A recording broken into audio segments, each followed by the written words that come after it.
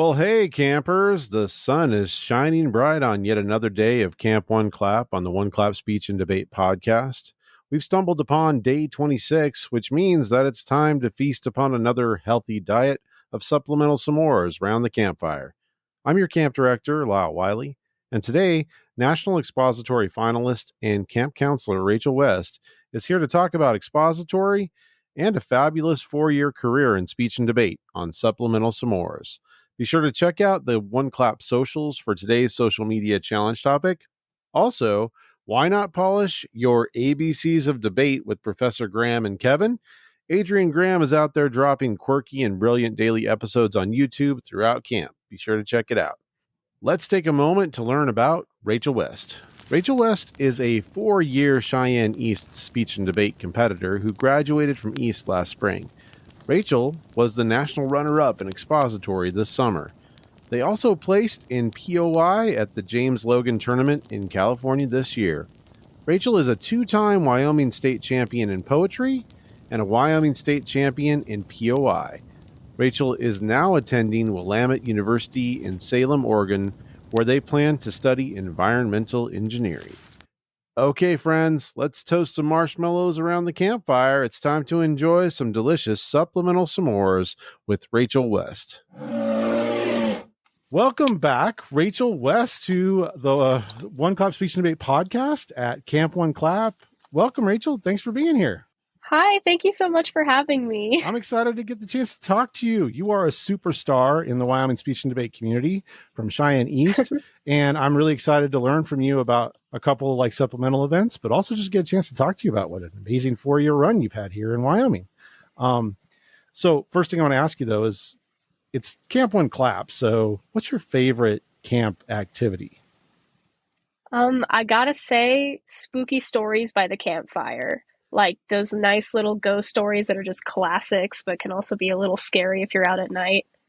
Ooh, do you have some good ones memorized that you can pull out and do at campfire anytime? Or I don't know, but all I can think of is that one episode of Phineas and Ferb where they're at a camp and it's Blackbeard the pirate or something, and they're all just terrified, and then he turns out to be kind of real. And yeah, I thought that part was just perfect. Yes, I do enjoy some scary stories by the campfire. I have some really good memories of that as a kid.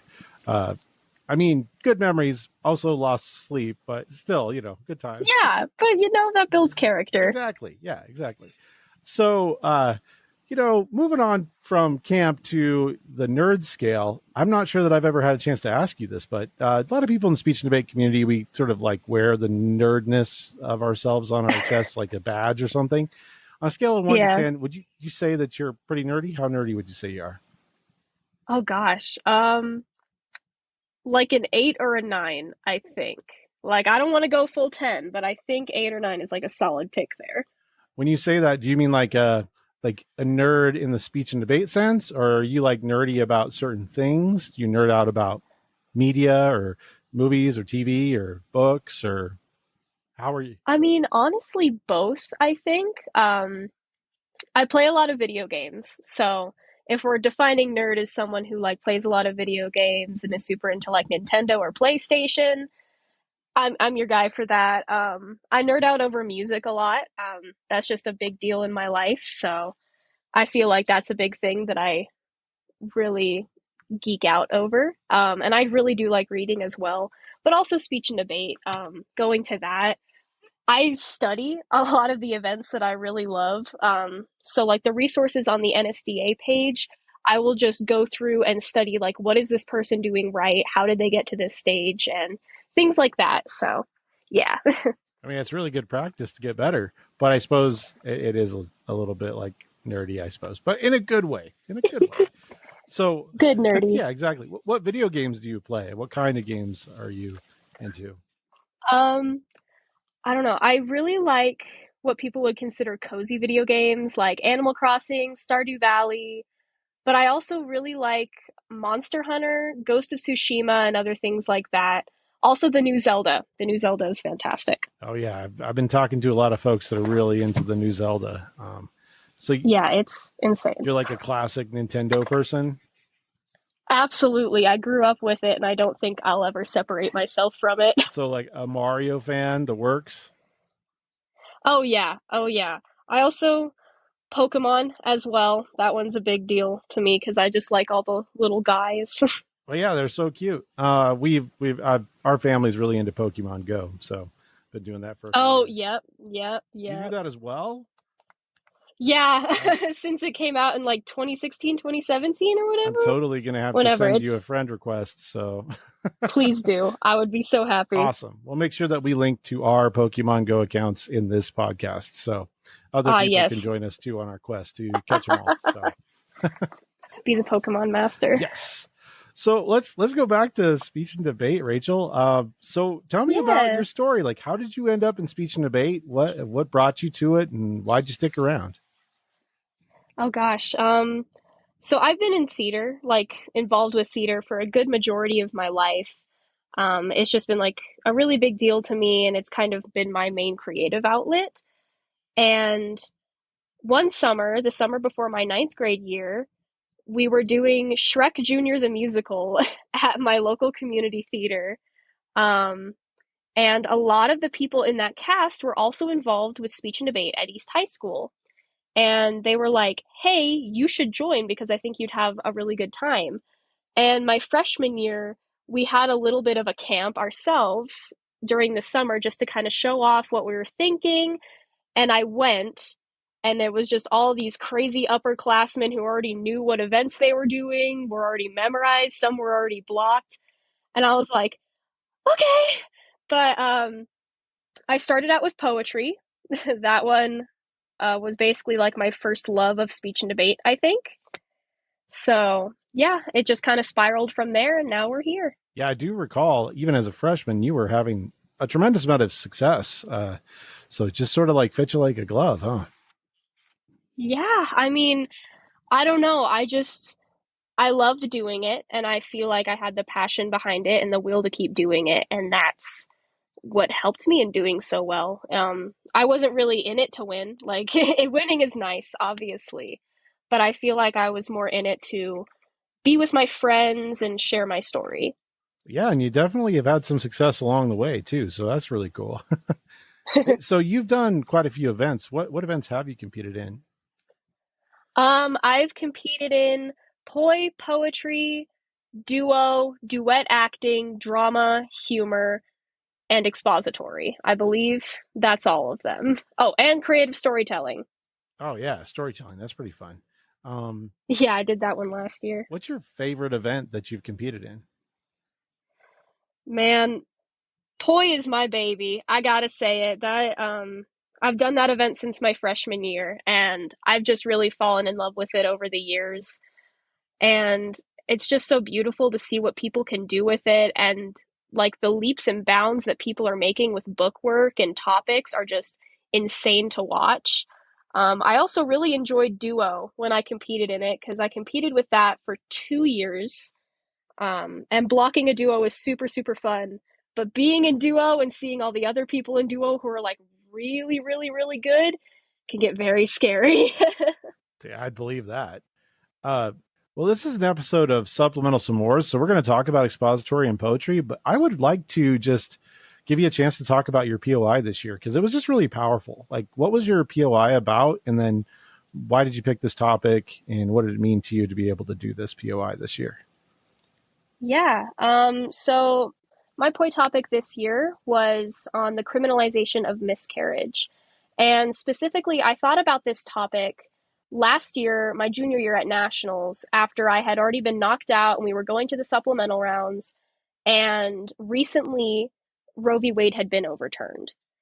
And I really wanted to do something with reproductive justice and reproductive rights.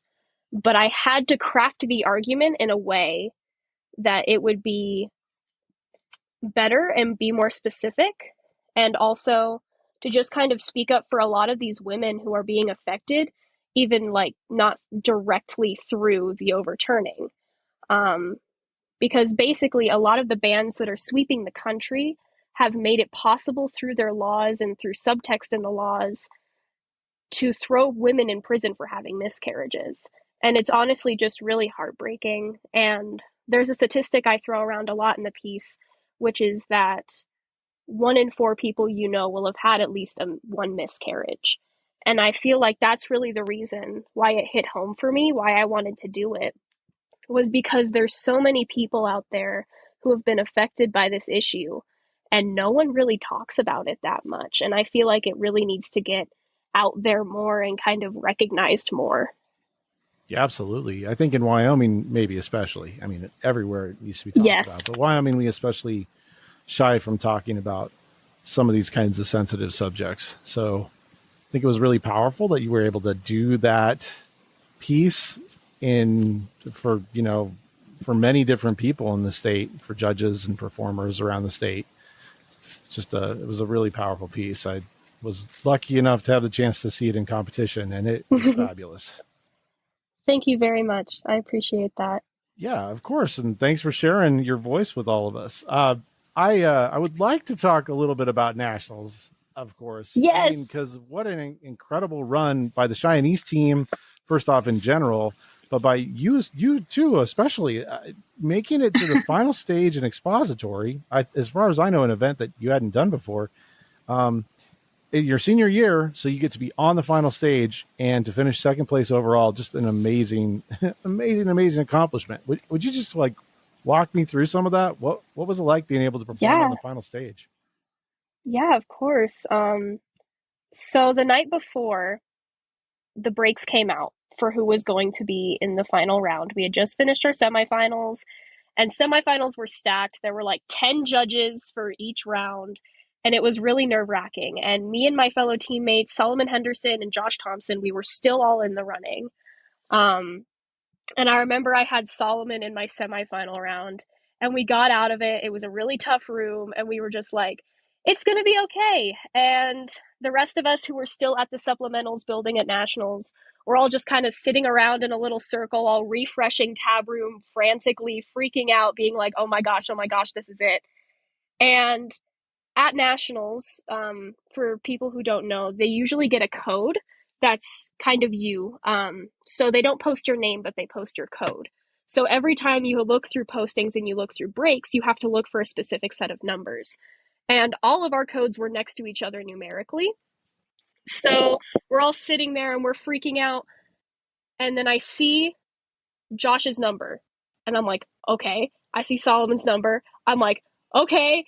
And then I finally see mine. And all of us are just screaming and jumping and freaking out. And that was just a crazy, amazing experience. And then we fast forward to the next morning and we go and we check out where the supplemental finals are going to be. And it's probably the biggest stage I've seen for supplementals at nationals, which is already crazy and like feeling the pressure. And then they have us go get mic'd up, which is also really crazy because never before in my speech and debate career have I had a mic on me. It's always kind of been like, you gotta express more, you gotta be louder, make sure that everyone can hear you. But with that mic, it's like, whoa, things are getting serious.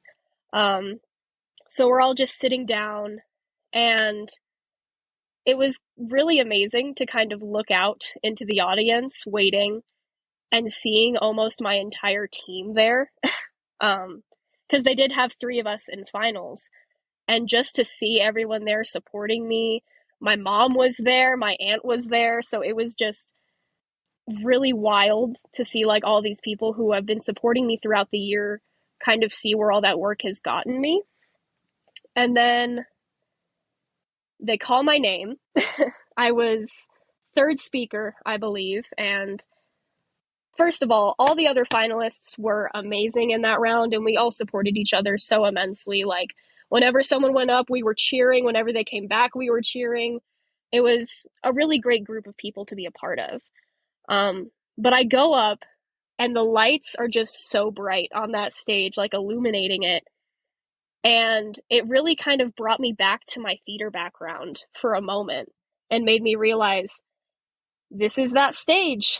And I just kind of gave it my all. And then it was over. And it was just super crazy because it felt like it took an hour, but at the same time, only 2 seconds. Yeah, that sounds so wild. And then you had the chance to stand at the final awards too, which Oh my had to have been gosh. also just quite an experience because that's a huge group of people watching awards. Yeah, well, it's this stage that I've looked up to and that so many competitors look up to for their entire speech and debate careers. And just having the opportunity to stand on that stage and look out on it and have pictures of myself on it is probably the craziest thing I've ever experienced in my life. And especially getting to hold hands with my fellow teammates on the stage, because that's a thing that we do a lot in Wyoming at tournaments is that people who are in finals together, they'll hold the hands on the stage and kind of being able to bring that little snippet to nationals was really beautiful, and feeling that connection with my teammates and having our coaches behind us too on that stage as they got recognized for all that hard work was just amazing. And I was just so proud of Josh because all I was thinking in that moment when they called my name, I was so happy to be called. And then I knew that Josh got first, and I literally could not stop crying because I love that kid so much, and I'm so proud of everything that he's done. Yeah, just a really beautiful moment for you and Solomon and Josh and everybody on your team. Just a really special moment. Absolutely. I don't think I'll get over that ever. That's so cool. It's a pretty amazing way to end a 4-year run at Cheyenne East for the speech and debate team. Um, I want to talk about your expository specifically, but we'll wait just a little bit to do that. But I'll give you a chance Yeah. to talk about what your topic was and give us some ideas about how to do well in expository. But before we go there, I just want to give you a chance to reflect on the season too, because nationals was definitely the cherry on the top of your season. But I'll tell you, you had a really fabulous season in speech and debate in Wyoming as well. So, what were some highlights of the season for you? And then I don't know, is there something unique that you felt like you really learned about yourself or the activity this season that you want to share? Yeah. So just to start off with some highlights, being the senior, first of all, on the team, because we have our core little group of seniors at Cheyenne East, and just kind of being the ones like, we're the top dogs, we know what we're doing, and being able to usher in all these new novices was just so amazing. And I'm so happy I got to spread down all of my knowledge as a speech and debate competitor. Um, and then all the tournaments, it was amazing. And it was a little heartbreaking to realize that some of them, it would be my last time ever competing, like Rock Springs or Green River, just knowing that this is it. It was really kind of bittersweet in that moment.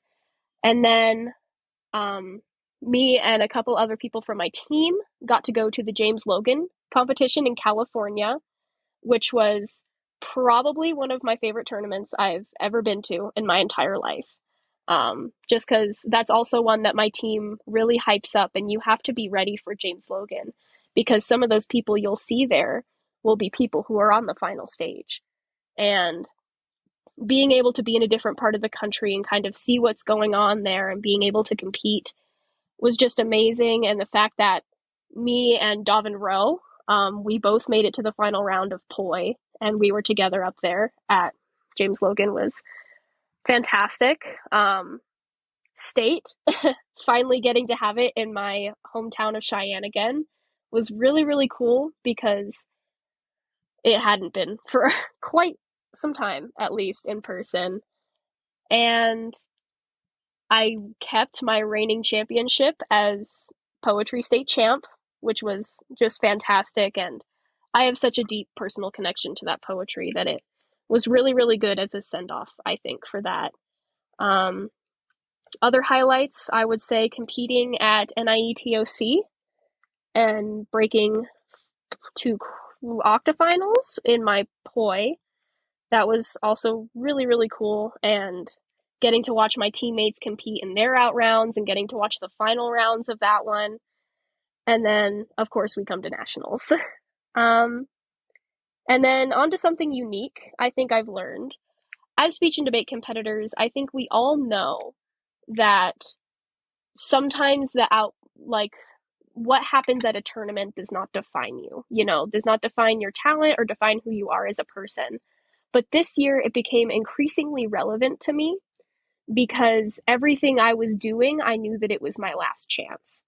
So there was just an increased amount of pressure and kind of an increased amount of anxiety sometimes that came with every tournament. But just being able to remind myself that every score you get is just one person's opinion on one day of one thing. And they could totally have outside things that are just influencing their opinion at that point in time. And you never know. And it's just sort of the thing, you have to connect to a person as a fellow human being as much as you can and hope for the best. Just give it your all, and no matter what, you are still worthy and you are still a good competitor and you're still worth something. You're still what you need to be in speech and debate, and you're still sharing your voice, and that's the important part. People just need to hear what you have to say. Yeah, that's all really good stuff to I think we all kind of say it, but it's hard to believe sometimes. So it's Yeah. really good stuff for us to tell each other often, and remind each other that we're not defined by a round or defined by a rank.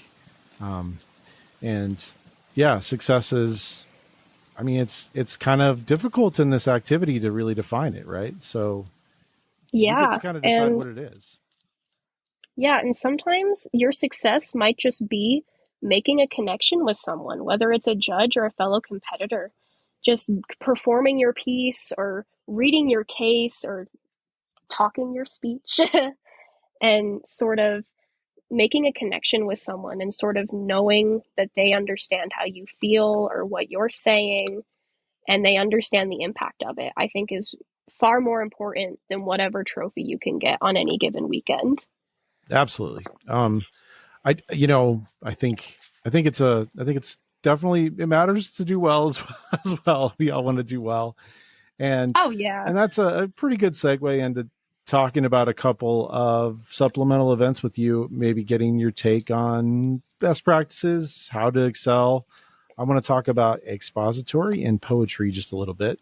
So Sweet. tell us a little bit about expository. So you were new to this year, but how does the event work? And then maybe you could tell us a little bit about your topic and why you think it resonated with judges. Perfect. Yeah. So I'd like to sort of think of expository as the combination of an info and an oratory in 5 minutes. And they're usually more lighthearted topics, a little bit more fun. And I don't say you have to have a personal connection, but it is sort of important to have a personal connection with it just because it's so short and you need to make an impact in a short amount of time. And another big thing that my team particularly focused on was having what we called the gut punch or the heart. And it's sort of that second to last paragraph where you show the why this now and the relevance of your topic in today, even though it might seem a little bit silly or not really important in today's society, you can show how it is important. So my topic was musical theater. So it kind of goes along with that lighthearted theme. And I specifically chose it because of my strong connection to theater and musical theater specifically as a background. Um, it was just something that's really important to me and something that I love to do. And it definitely allowed me to show off my personality as a more what we would call interpy kind of person. So I got to have a little bit more fun with it than I think normal platform speakers would. But that's just coming from my inter background. And I think what resonated most was that I really let my personality shine through with the piece, I think. And I wasn't really afraid to shy away from bigger moments or having energy or having some humor or lightheartedness. And I also think the way I structured my speech may have also given me an edge. So I have the hook, which is basically the stereotypical hook for every platform, your personal connection that introduces the topic. And Then after that, I went into the history of musical theater. My next paragraph was about the relevance of it today and how it's becoming more important than ever. And then in my second to last paragraph, where the quote unquote gut punches, I talked about censorship and how a lot of times marginalized communities who have relied on art forms like musical theater to express themselves and sort of convey their own personal human experience are being silenced. And that's just another way that we continue to silence marginalized communities today. And it is so essential for people to have their art forms in order to show that we are human and that we still exist. And in my final paragraph, I made it more personal. um, Once again, and I talked about how without musical theater, I would not have been in speech and debate at all. And that's still very true. Um, and yeah, I even acknowledged it may be silly, but we need to pay important attention to what we have and what we could lose. That was one of my favorite lines from that speech. And I think just having that impact, but also having the contrast and having the personal connection and the good speaking and the flow all really worked in my favor. Yeah, I think in talking about your topic and your speech, you've answered some, like you've given folks some things to think about in terms of how they could structure their expository to find success. But do you have any Yay! other like tips and tricks that you'd like to share that just about expository that might help somebody if they're trying to take their piece to the next level? Of course. I feel like this goes for all speech and debate events, but have energy. Because a lot of those morning rounds, judges are not going to want to be listening to you talking about a 5 minute speech about ice cream. All right. You got to have that energy and you got to bring your own personal twist to it and make it fun. And you have to make them laugh and make them feel some sort of connection.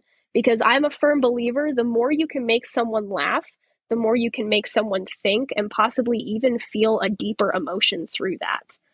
Um, Another tip that I would give is to pick something that is really, really important to you.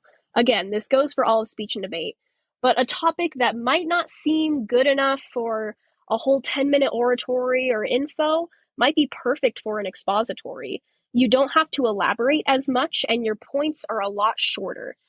Um, so I've seen a lot of people use it on phrases, on certain concepts, just little things like that that people might not think about that actually affects them would be really perfect for expository. And make sure that you are very well structured in your speech and make sure that each point is really clear what you're talking about and have good transitions throughout. And I would recommend at least that they would be humorous because those little intermediary moments are some of the perfect times to get a little giggle out of your audience.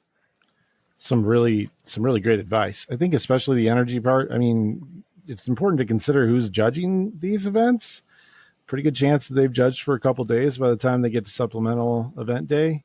Absolutely. Get to out rounds and stuff. It's like everyone's excited about watching the pieces, but it's just important to bring some energy and help your judge care. Yeah, well, because a lot of them go into it and they think, oh, this is a platform. So I'm just going to be sitting around for 30 minutes listening to things that I don't want to listen to.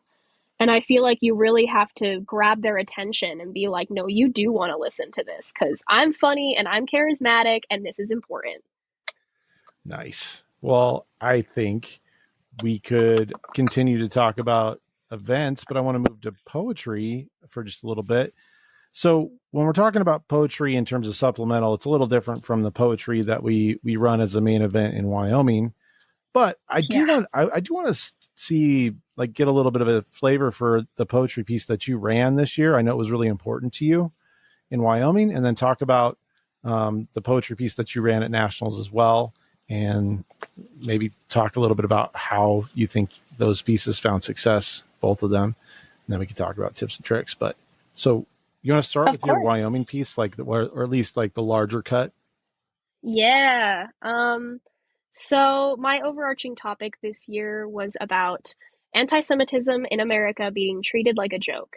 And I mainly thought of this topic, and it was spurred on by Kanye West comments and people on social media and beyond sort of taking it as a joke and thinking that he's just being funny and he's just being kooky. And also, a lot of the anti Semitic jokes that we make in everyday life that some people might not even notice are anti Semitic. Um, so, with this piece, it was really important to me to have a very strong narrative that someone could latch onto and sort of see the humanity behind it. And then I also found this beautiful poem. It's a slam poetry from Button Poetry called Golem by Jane Belinda. And it's talking about the golem, which is a figure in Jewish folklore that's made out of clay and used to protect Jewish people. And I use that as sort of this monster like creature that was just trying to protect itself. And the most impactful line, I think, from that piece for me was, what is more human, more Jewish than to die and remain a monument? And that's the line that got me every time. I I usually teared up at that point, and I feel like with that piece, I was very direct about what this was about and why it needs to stop. And then moving on to nationals, I had to cut it down to 5 minutes, which kind of felt like butchering my baby. You know, it was really, really, really tough. But I cut out just a lot of extra things. It's nationals poetry. You basically just have to be bare bones with your ideas and the flow of it. So I cut that down quite a lot, but I still kept the main ideas and I still kept those lines that I think are just beautiful.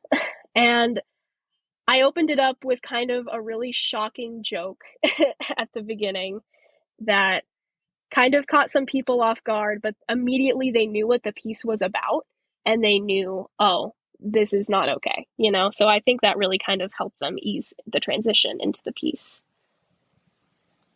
Um, oh yeah, how I found success. Um, in the Wyoming circuit, I feel like poetry has a lot of layers and also a lot of variety depending on where you are and where you've learned it from. But one thing that remains true in being successful in poetry is having the passion behind it. Obviously, this can go for several different interp events, but I feel like poetry specifically, you have that rhythm and you have that beat and you have that the book work that you can do and all these amazing technical things. But at the end, it really comes down to your topic and your connection to it and how you personally perform it. Because if it's a piece that anyone can perform, what's the point? It has to be a piece that you perform specifically because it matters to you. And that really carries over to national level. But another thing that is more stressed for national level poetry is the acting, and kind of having those bigger narrative moments rather than having bigger technical moments. Especially this year at nationals, I realized that a lot of poetries that were very, very successful and rightfully so did not have as much technical bookwork as maybe a poi or poetry in Wyoming. Nationals, it's more of the focus of your topic and the rhythm and maybe that classic poetry voice, but also the acting and showing the humanity beneath the words. So, yeah. Again, I think that in talking about how to find success, you've given some good tips and tricks. Do you have any other things you'd like to add about how folks could improve their poetry pieces and find success, both at the Wyoming circuit and at nationals? Oh, yeah. I think one of the most important things is selecting a topic. And kind of a thing that I like to go by is, what makes me angry in the world? Or like, what makes me upset? What do I want to change? What can I do about it? And then I go on from there. And if I can find some really beautiful poems, I usually stick by slam poetry because those ones have the most heart and the most character behind it. Um, so I would say, first and foremost, a topic is really, really, really important, and possibly even an argument alongside it to just sort of drive home the impact of your piece. And then splicing is also a really important detail in kind of mixing up your poems a little bit, not just having one poem as a chunk and then finish it, and then the other poem as a chunk and then finish it, kind of interweaving them into creating this beautiful story arc that has that introduction, that rising action, that climax, and then the falling action and resolution. And I feel like it's really important to alternate your poems and give them each a little bit of character for themselves, maybe a signature movement, maybe a signature voice. It's really essential. And another thing, especially on the Wyoming circuit, that I'm partial to is technical bookwork. And you don't need to have the same tech as everybody else. If you have something that works for you, that is perfect and that is beautiful, and you should keep going with it. As long as people are clean and it's very clear what your movements are and you have that feeling and that passion behind it, it's successful. You will do well. And I feel like people just need to diversify themselves more with their movements. And if something works for them that doesn't work for someone else, that's totally okay. Like, everyone on my team told me that I held my book wrong, apparently, because I'm right hand dominant and I hold it in my right hand. But on our team, we have more of a custom to hold it in your non dominant hand. So I got a lot of jokes for holding it in the wrong hand. But that worked for me. And that was what was most comfortable for me.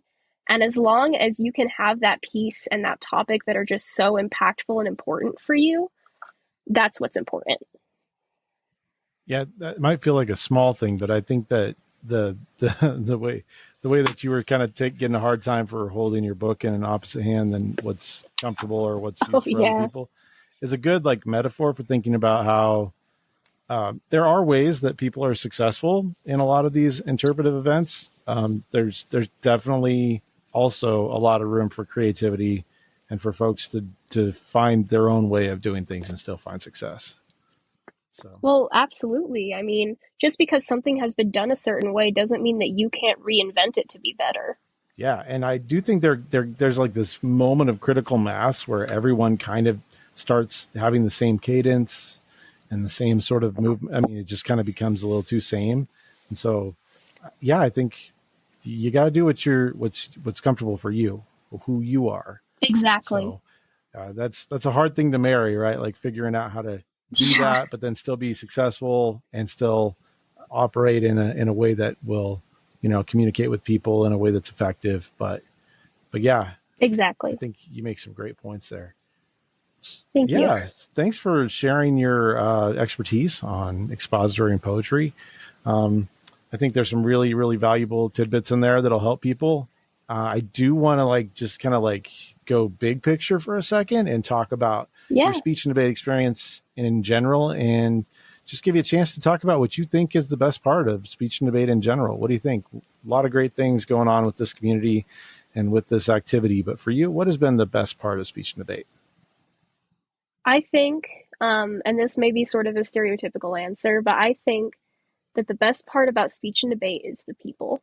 And just all these different people that you get to meet from different backgrounds and different lifestyles and different places that all have different views on things, and getting to hear from them. Because one of the most important things in today's world, I think, is listening to each other and making sure that we can see each other human to human before we see each other as anything else. And really, people having an impact on you with things that you didn't even know that you cared about. And they help raise awareness to issues that I didn't even know about, and they help me learn about things. For debaters, I get to learn about a ton of different topics that I didn't even know were affecting our world today. But looking through their cases, I'm like, yeah, more people should be talking about this. And even beyond the competitive scale, having all of these different people that you're all having pizza together or having the same things or waiting outsides of rounds and just talking about your lives, I think is just so beautiful. Knowing that there is this community of young people who are just here to share their voices, share their stories, and more importantly, make connections. Nice. That's very beautiful, and I do agree with you. So So, like, what's next for you, Rachel? What happens next for Rachel West? Oh gosh, college, luckily. Um, as of this recording, I leave in less than a month. Um, and I will be attending Willamette University in Salem, Oregon for 3 years, and then through their engineering program, because I intend to major in environmental engineering, I will then be attending Columbia University in New York for 2 years. So I will have a dual degree, bachelor's and master's in environmental engineering. That's really exciting. That sounds like you've got some work out in front of you, but that is a really exciting path. Yeah. Yes, I'm super excited, especially getting to be in a new area and getting to meet new people and get involved with things more politically and socially. That's really cool. Are your speech and debate days behind you? You think, or you going to I compete think at the so. college level? I think in some way I will always be connected to speech and debate, and I'll definitely come back and judge tournaments. I'll definitely come back and help coach my teammates or really anyone who wants my help or advice. I'm totally open to helping with that. Um, but I think speech and debate defined my high school experience for so long that I'm ready to sort of move on into the next chapter of my life while still keeping speech and debate in my heart. Well, that's really exciting. I mean, change is always hard, but it's also super exciting. Yeah, Also, you can always come back on the podcast and help people that way. I would be happy to anytime, Awesome. anytime you'd like to have me. Awesome. Well, I'll keep that in mind. I do have one last question. I've been Yeah. seeking the perfect speech and debate snack. I mean, tournaments are tricky and everybody's really busy and it's hard to take care of yourself. But you got to take care of yourself. And so it's been interesting to hear the different kinds of snacks that folks, Oh, yeah. that they indulge in at speech and debate tournaments. For you, what was your go-to speech and debate snack? I gotta say nachos. Just even like the really, really cheap, like orange cheese, that's how you know it's gonna be good. And after getting out of rounds, because I would normally compete in multiple events for a tournament, and seeing that they'd have nachos, I would almost fall to my knees in joy and just enjoy every bite of those nachos. So that's got to be my You pick. can't go wrong with nachos. I mean, even that stuff that looks like it was nuked is delicious. Uh, That's how you know it's good. do you have a beverage of choice that goes well with nachos? Strawberry milk. I know it sounds weird, but maybe like not with the nachos at the same time. But when you're competing, strawberry milk, perfect. And water is so important to stay hydrated during tournaments. So, water, drink it all the time. You're so right about the water. Strawberry milk is really delicious. I am a little confused about the combination of nachos and strawberry milk, but these are still really good answers. I like them. We turn into our most like feral selves during tournaments, I feel like. So I'm not going to judge anyone for what combinations they choose to have. Yeah, absolutely. Me neither. I think it's really interesting to find out what people like though. So, well, hey, thank Absolutely. you so much, Rachel, for coming on the podcast and chatting with me for a while and giving us all some things to think about in terms of how we can improve our performances. And yeah, just congratulations on an amazing speech and debate career at Shine East and an awesome conclusion to an incredible career. Yeah, thank you. Thank you so much for having me, and thank you for acknowledging that. And I just really want to say that I appreciate the Wyoming speech and debate community for all that it's given me these past 4 years and the experiences. I would not trade it for the world. Thank you so much to camp counselor Rachel West for sharing some tasty expository tips and a whole lot of great competition advice here at Camp One Clap. It's always great to talk with Rachel, and I wish them all the best at college this fall. We're nearing the close of Camp One Clap, but what's on the camp agenda for tomorrow? Counselor Izzy Garcia will drop the final episode of the quite helpful and cheeky and Terp Survival Guide. Also, Counselor Adrian Graham will release into the world yet another genius episode of Professor Graham and Kevin's ABCs of Debate on his YouTube channel. Remember, social media challenges are live for every day of camp this August. I have some words of wisdom before I leave you for today, campers. Before criticizing another person, it's wise to walk a mile in their shoes. Because, well, if they don't like the criticism, you're a mile away and you're wearing their shoes. For Camp One Clap, this is Camp Director Wiley, signing off.